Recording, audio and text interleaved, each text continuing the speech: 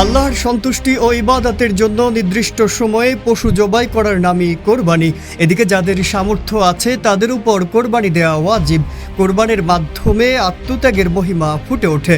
তবে কোরবানি দেওয়ার জন্য কেনা পশু যদি চুরি হয় অথবা মারা যায় তাহলে করণীয় কি? এ বিষয়ে ইসলাম কি বলে? যদি কোরবানির পশু মারা যায় বা চুরি হয়ে যায় আর কোরবানিদাতার উপর পূর্ব থেকে কোরবানি ওয়াজিব থাকে তাহলে আরেকটি পশু কোরবানি করতে হবে। তবে যার উপর কোরবানি ওয়াজিব নয় তার জন্য নতুন আরেকটি পশু কোরবানি করাও ওয়াজিব নয়। এদিকে প্রাপ্তবয়স্ক সুস্থ মস্তিষ্কের প্রত্যেক মুসলিম নারী পুরুষ যে 10 জিলহজ ফজর থেকে 12 জিলহজ সূর্যাস্ত পর্যন্ত সময়ের মধ্যে প্রয়োজনের অতিরিক্ত নেশাব পরিমাণ সম্পদের মালিক হবে তার উপর কোরবানি করা ওয়াজিব। এদিকে কোরবানির নেশাবের ক্ষেত্রে হিসেবযোগ্য পণ্য হলো টাকা পয়সা, সোনা রূপা, অলংকার, বসবাস ও খোরাকির প্রয়োজনে আসে না এমন জমি, প্রয়োজনের অতিরিক্ত বাড়ি গাড়ি, ব্যবসায়িক পণ্য ও অন্যান্য আসবাবপত্র।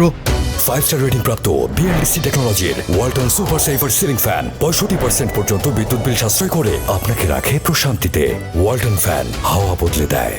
কোরবানির নেশাবের পরিমাণ হলো স্বর্ণের ক্ষেত্রে 7.5 ভরি, রূপার ক্ষেত্রে 52.5 ভরি, টাকা পয়সা ও অন্যান্য বস্তুর ক্ষেত্রে নিসাব হলো এর মূল্য 52.5 ভরি রূপার মূল্যের সমপরিমাণ হতে হবে। সোনা বা রূপা কিংবা টাকা পয়সা এগুলোর কোনো একটি যদি আলাদাভাবে নেশাব পরিমাণ না থাকে কিন্তু প্রয়োজনের অতিরিক্ত একাধিক বস্তু মিলে 52.5 তোলা রূপার মূল্যের সমপরিমাণ হয়ে যায় তাহলে তার উপর কোরবানি ওয়াজিব। হযরত আয়েশা রাদিয়াল্লাহু তাআলা আনহু থেকে বর্ণিত হাদিসে আছে, নবীজি সাল্লাল্লাহু আলাইহি সাল্লাম বলেন, কোরবানির দিনের আমলগুলোর মধ্য থেকে পশু কোরবানি করার চেয়ে অন্য কোনো আমল মহান আল্লাহর কাছে বেশি প্রিয় নয়। শেষ বিচারের দিন এই কোরবানিকে তার শিং, পশম ও খুর সহ উপস্থিত করা হবে। আর কোরবানির রক্ত জমিনে পড়ার আগেই মহান আল্লাহর কাছে কবুল হয়ে যায়। সুতরাং তোমরা সন্তুষ্ট চিত্তে কোরবানি করো। মাজহারুল আলম, ইত্তেফাক।